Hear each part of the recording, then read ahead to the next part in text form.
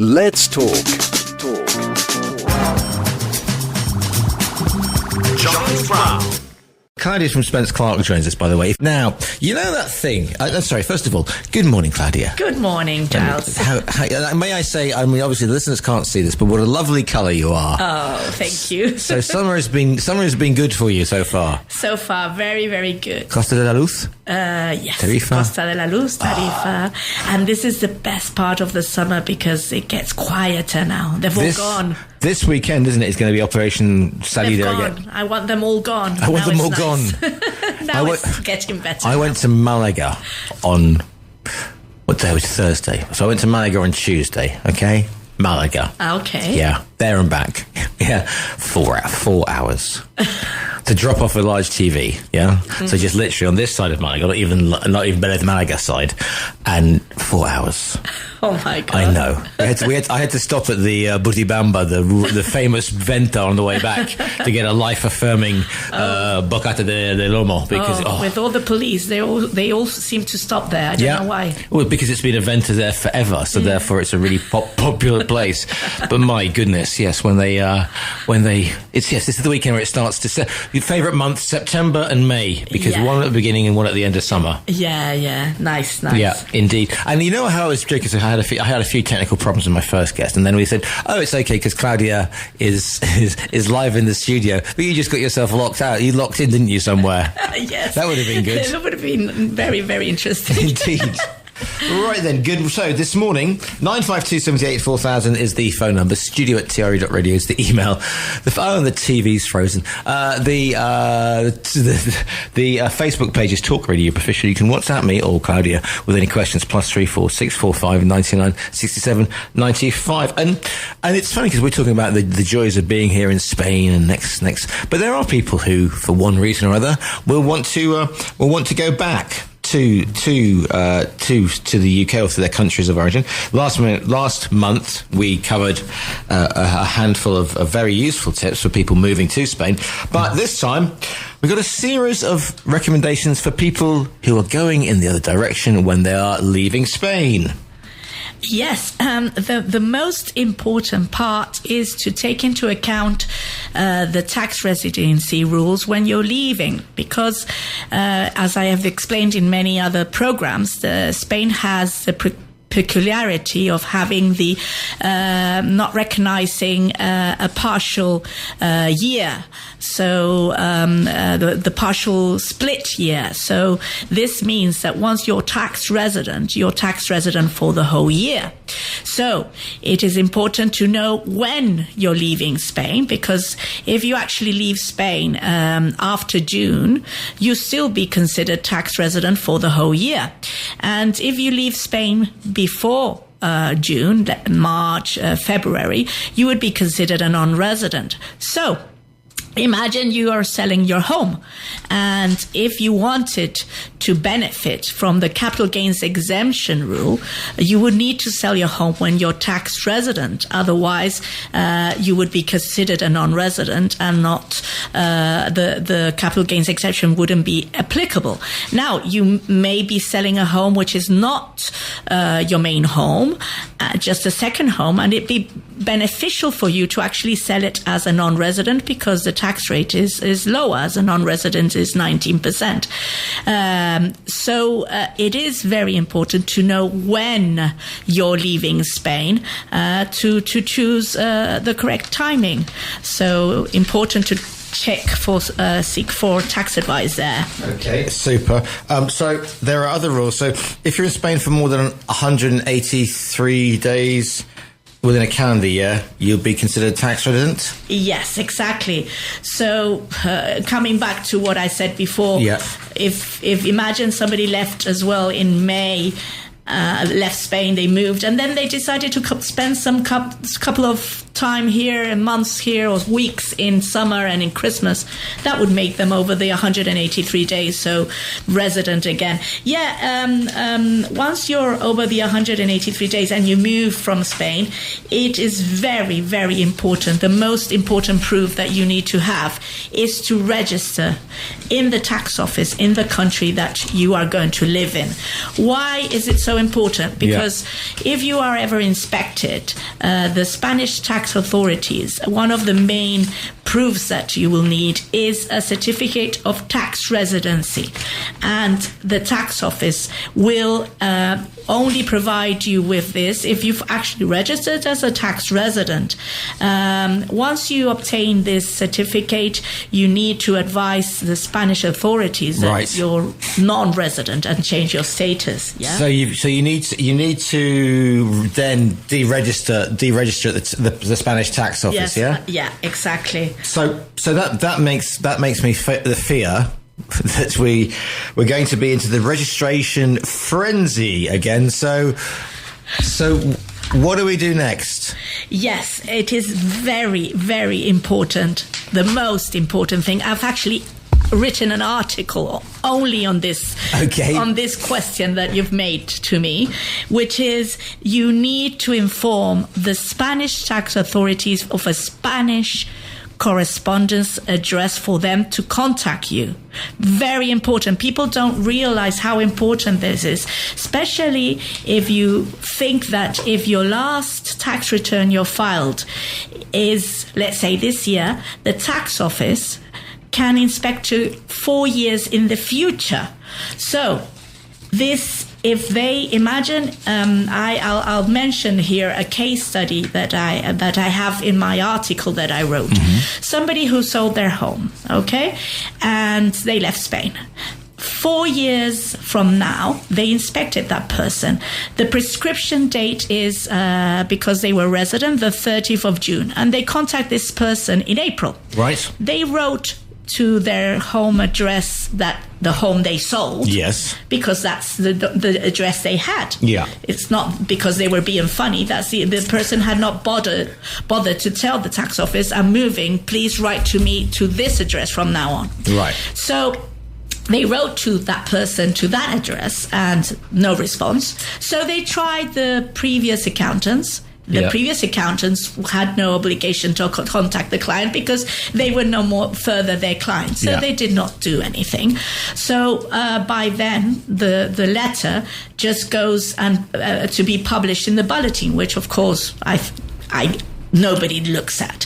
So what was this letter saying? They were saying that they needed to prove the expenses of the capital gains that the client had declared and had paid already taxes on.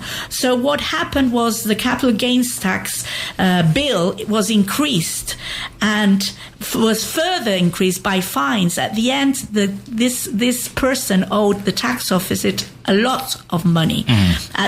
This person, don't get me wrong, had already paid capital gains tax. They were just saying, you haven't responded to us. We believe that these expenses are not valid because we haven't seen them.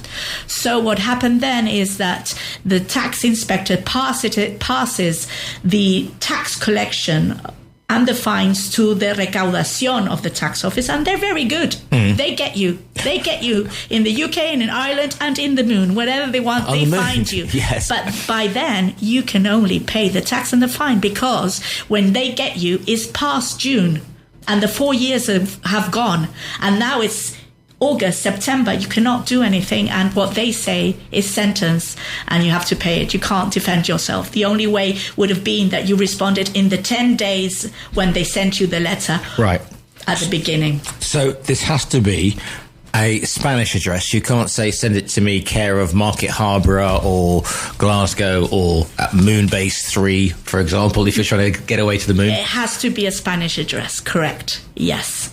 Okay, so presumably, if you don't have anybody who can hold your mail, if you don't know anybody, presumably you could say to your I don't know, you're a lawyer. Can you have Yes. Most lawyers and tax advisors like Spence Clarke Yes. who offer this service is called acting as your fiscal representative. Right. And so it means that all the letters from the tax office are sent to our address. And we are always open. Christmas holiday every time, so we won't miss it. And of course we can contact the client by email, telephone, whatever, to tell them, listen, this is what we've received, you need to send us this, we need to respond by this date, right, and all will be handled. And in this scenario, if this client had done that, the tax office would have been happy to see the expenses, and it wouldn't cost anything to the client. So it's not a question. So even if you don't have any sort of dealings, any properties, any investments, you don't have a car in Spain, you don't have a boat in Spain, doesn't matter. It doesn't matter. Right. They can inspect you for 4 years after Afterwards. the last filing of your tax declaration. So you can't literally, lock the front door, get in And the car, disappear. throw the key out Well, of the... you can, but it could, if you've had a relationship with the Spanish tax authorities, Yeah. it could lead into fines and complications. So it's advisable, both as a non-resident, as a resident. If you have filed anything, it's always advisable to pay this service for 4 years. It will be beneficial for you. Right, okay. I mean, this is another one of those tax office horror stories, then, isn't it? Yeah, so you must seek advice professionally. Don't leave Spain without just asking for this. So, yes. Now, going back to this address thing, I mean, you said that the tax office has 4 years to open the investigation. So you would recommend hiring this service always. Right. You need to hire somebody to have the fiscal representation, because even if you say, I'm going to give the address of my neighbor, your neighbor is going to go on holiday. And you've got 10 days. And you never know. And you've got 10 days, yeah. It is very important to have fiscal representative for 4 years. I didn't know that. You learn something new every day. Now, okay, so we've planned when to move. We've informed the tax office in a reliable address, or hired, as you say, fiscal representation, which you can do for yourself for the purpose. Registered in the new country, wherever you're going, as a tax resident.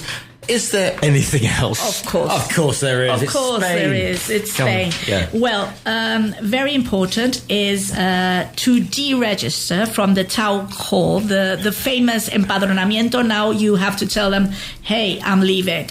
What's the Spanish? What's the verb? Is it de empadronamiento? Empadronar. Yeah, but to deregister. So it would be... Desempadronar. Desempadronar, of course.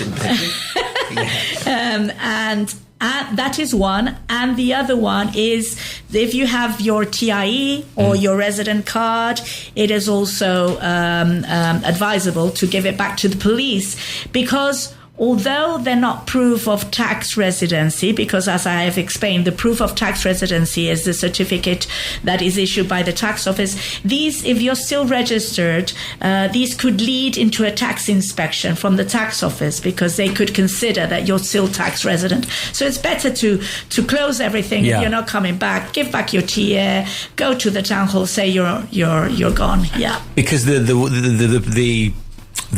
reasoning behind that is that if you're going back to the country, you're going to be resident in the country you're going back to. You shouldn't have the TRE. You Exactly. don't need it. You don't need it anymore. Correct. Okay. So, got those bits to try and stay more. What's the next tip have you got for me, Claudia? Okay, it's again related with the residency, apart from the rule of the 183 days.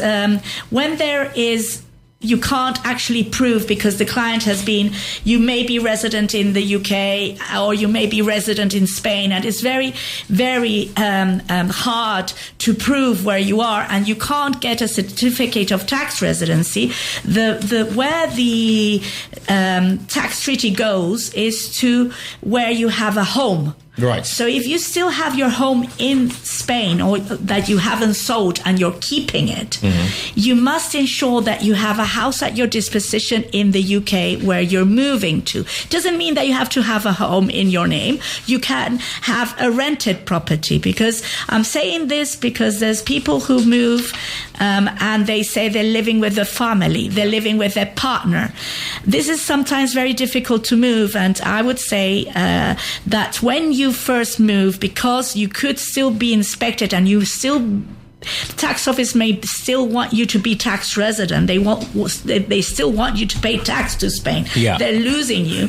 You could be inspected. So don't be naive and really have, if you're moving with a friend, make a rental contract, have something to prove that you do have a house at your disposition in the UK. That is, I'm saying, when you still have a home in Spain as well. Sure. So it's not. So you've still got a holiday home here, but you said, "Oh, I've moved back," and but I'm staying with, I'm staying with my family. Maybe your family's got a cottage in the grounds or something like that. So they're going to want something like a water bill, an electric bill, correct, or a rental agreement or contract of some sort. Yeah. All that together. The more you have, the better. Okay, super. If you do keep a Spanish property, I would assume, because the tax office would be so upset to leave me, they would miss being in contact with me as they do. I assume you still have to pay taxes in Spain. Even becoming a non-resident. Yes. You're okay. Okay, here we are. Yes, if you keep your house, in Spain, you would, if you're not renting it out, you'll need to file your non-resident tax for keeping it, the famous deemed income. Yeah. And if you are renting it out, you need to file your rental income tax declaration. So don't forget about that one. Okay. Yes. Okay, no problem. Any sort of, and also if you have a Spanish property and you're renting it out for holidays, I suppose that's rental income as well, isn't it? Of course. Yeah, exactly. Yeah. That's both long-term or holiday home. And I remind you at this point, although we will be having a radio show on rentals and on non-residents in the future, that now the rental income tax declaration is not quarterly anymore. It used to be quarterly. From this year, it's yearly, and the declaration needs to be submitted in January for all the rent for this year. For example, 24. If you've rented your property in summer, the declaration needs to be filed in January. They've changed that rule. It was changed this year. Okay. Yes. All right. So that's more fun and games. So, any last tips apart from don't leave Spain? Yes. What are you doing? Very important is to inform your banks. Now, banks, as if you remember, are collaborators of all the tax office. With all the tax office, sure. There's the automatic exchange of information agreement in place signed between the tax offices and the banks. So the banks need to inform the tax office of your status. If you're resident or non-resident, you need to inform your banks. But remember that you need to do this after you've filed your tax declaration. So your last declaration will be in June. If your last year was, imagine this year's your last year. So your tax declaration needs to be filed between April and June next year. Okay. You need to tell your bank once you've filed your tax return, because otherwise you'll be having problems filing it, because a bank account needs to be filed with a resident bank account, all these strange things that Spain have. But once this has been filed, you need to inform your bank that you are non-resident and that you're non-resident from the date you are. Don't wait for the date of the presentation of your tax declaration. So if you're non-resident from this year, from 25, you inform them that you're resident from 25 or 24. Very important, because also the tax office will send you a letter based on the information of the bank, what the bank has for you. Right, okay. And any other sort of just remember to put your non-Spanish address in as well then? That's going to be Yes, also on your... That is very good, Giles. Yes, you remember about that. Yes, on your last filing, your last tax declaration, you need to include your new address, the UK address, the Irish address, the Swedish address, wherever you're leaving in your last podcasts filing, it needs to be included. This is not the notification address. This is the address where you are now living in. Okay? That is very important. So you continue, so that you can continue your correspondence with the Spanish tax office, because, hey, we build up this sort of, this personal relationship with Hacienda, don't we? Let's face it. You can't just goodbye. You have to be together 4 years more. So in which case, I think that the Hacienda, when you phone them up and you're put on hold, I've got a great idea what their theme tune should be when you're holding. Yeah. Okay. Which one? Now, no, I know people think it should be the Emperor March, dun, dun, dun, from the Star Wars. Yeah. Yes. However, I've just had a thought, which happens very rarely. They should have. Did you remember Paul Young, the singer? Remember yes, Paul of Young? Course, Yeah, of course, yeah, because we're the same generation. Every time you go away, you take a piece of me. But every time you go away, we want a piece of you, should be the Hacienda song. What do you think? Yes, perfect. Yes, that should be the tone. Right then, Claudia, if people want to find out more information, really interesting about that fiscal adjustment. I mean, I had no idea. So you can't just lock the door, get in the car or the plane and go, right, that's it. Farewell, Hacienda. You have to have a Spanish forwarding address. Yes, and read my article with the whole story. It's in our webpage. Right. Well, in which case, where should they go to the webpage, Claudia? It's www.spenceclarke.com. Marvellous. And there's lots of other great stuff on the website, including other blogs, which are informative and entertaining as well. Claudia, once again, thanks. Next time we speak, it'll be a little bit cooler, a little bit calmer, and we can talk about some other bits and pieces. Claudia, as always, thank you for your time today. Okay, bye.